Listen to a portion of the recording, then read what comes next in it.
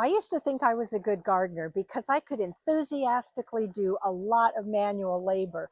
But when I turned 60, I realized that was not a sustainable strategy. And I was not going to be able to be doing that when I was 80, 85, and 90.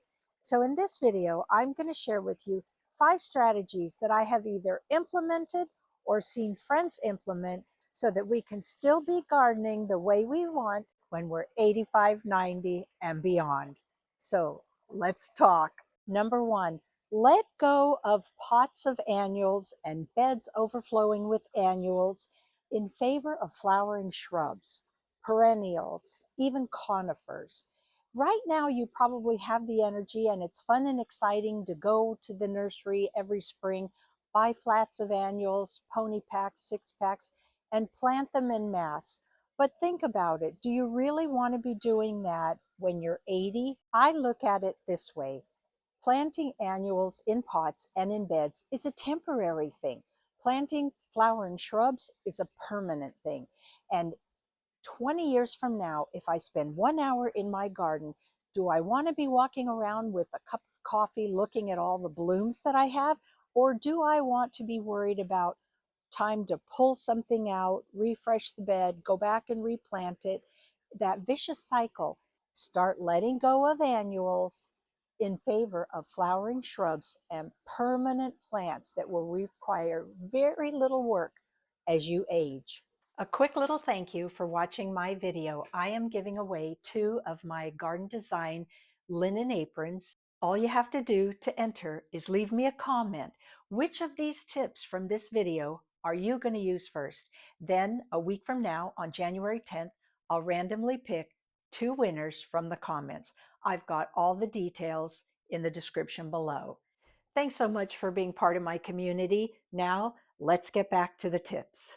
Number 2, get rid of those cute little stepping stones and make your pathways as wide and flat as possible. It's safer, it's easier to maintain. 2 people can walk side by side. And when you have those cute little paving stones, you actually have to watch where you're walking and placing your feet. Whereas if you have a wide, flat walkway, it's much safer. So I've got 3 more tips. 2 are no-brainers if you want to still be gardening at 80. And number 5 is a wake-up call that I got at work of all places, and it has changed the way I garden forever. I know I'm going to get a lot of comments about this one, but number 3 is letting go of lawn. Either let go or severely reduce the size of it. If you love your grass, if you're a person who absolutely has to have it, check out the artificial grass. Come with me down the street. I'll show you what my neighbor did. If you really have to have lawn, make the area as small as possible and look at the artificial grasses. They're amazing now. This is my neighbor's front yard, just a few doors down. She had this installed 10 years ago and it still looks gorgeous. You can see how realistic it is. The only drawback the neighbors mentioned is that it is hotter to sit on than regular grass. So if you do spend time sitting on your lawn, that would be a consideration. Otherwise, they love that they threw away their lawnmower.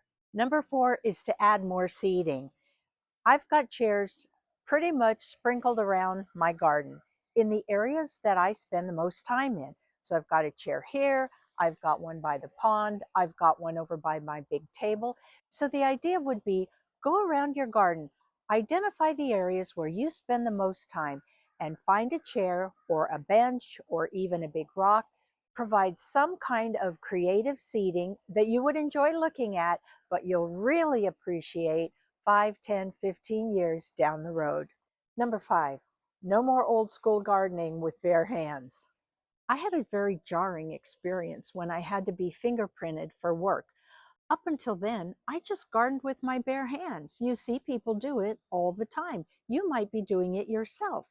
But when I went to get fingerprinted, the technician asked me what I did for a living because he said he had never seen anybody with so many cracks in their hands. Wow, what a wake-up call. From that day forward, I always used garden gloves, but I doubled down on taking better care of my skin. I decided to really do it right, to really level up the way I took care of my hands. So I wanted to get the best that I could find. I was serious about it. I didn't want stuff you could find at the grocery store or the drugstore or the cosmetic counter. I wanted stuff. What are ranchers and farmers putting on their hands? Because those people are the real deal. So I found two things. I'm going to link them in the description below. This one is called Workman's Friend, and I use it alone or I use it first because it's really soft and light and it soaks into my skin. And then on top of that, I put this little guy, which is more like an ointment. It's called Hand Aid Original Hand Balm. It has made all the difference. My skin looks as good as it could possibly look for my age, because remember, as we age, our skin's going to lose moisture anyway. You might as well do yourself a favor and add a little self-care into your routine. I hope you'll try it. Remember to leave me a comment to enter my apron giveaway. Leave me a comment. Which of these 5 strategies are you going to try in your own garden and in your own gardening life? Thanks so much for being here. I really appreciate it, and I'll see you next time.